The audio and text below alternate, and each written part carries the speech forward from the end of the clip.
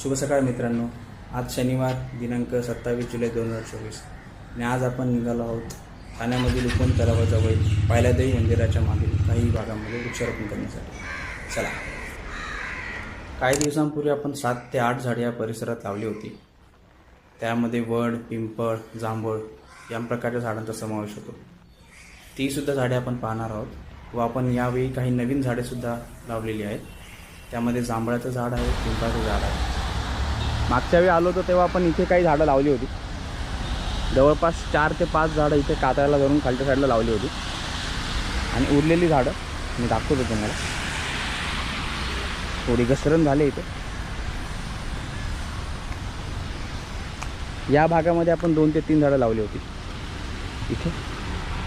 इथे एक झाड आहे, पण आता गवत एवढं वाढलं आहे की त्याच्यामुळे ती झाडं शोधणं किंवा त्यांची वाढ पाहणं शक्य नाही आहे.